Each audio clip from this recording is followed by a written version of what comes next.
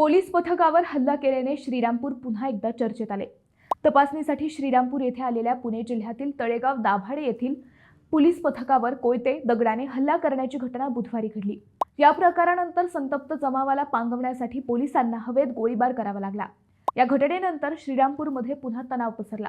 याबाबत माहिती अशी की विविध गुन्हे दाखल असलेल्या आरोपी आयत बाबूलाल सय्यद राहणार इराणी गली श्रीरामपूर याला ताब्यात घेण्यासाठी तळेगाव दाभाडे येथील पोलीस आले होते।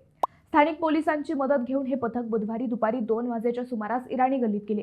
महिला पोलिसांनी आरोपीच्या शोधासाठी घरात एंट्री करताच आरोपी पाठीमागच्या दरवाजाने पळाला। पोलीस हवालदार किरण मदने यांनी त्याच्यावर झडप घालून त्याला पकडले। आरोपीने पोलिसावर हल्ला केल्यानंतर तेथे 30 ते 40 महिला जमा झाल्या। पत्थर फेको सालो पे कुछ नहीं होगा अशी आरोळी काहींनी दिल्यावर पोलीस पथकावर दगड व कोयत्यांनी हल्ला केला। काही तरुणांनी पोलिसांच्या ताब्यातून आरोपीला हिसकावून घेतले। झेरू नावाच्या तरुणाने किरण मदने या पोलिसावर कोयत्याने हल्ला केला। त्यात मदने गंभीर जखमी झाले।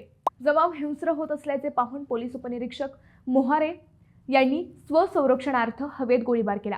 एवढे होऊनही पोलिसांनी आरोपीला पळू दिले नाही। यात काही पोलीस जखमी झाले। पोलिसांनी आयत सय्यद, झेरू व जमावातील 7 अनोळखी महिलांवर पुन्हा गुन्हा दाखल केला। थेट पोलिसांवर दगड व कोयत्याने हल्ला केल्यामुळे श्रीरामपूरमधील परिस्थिती पुन्हा चिघळली आहे।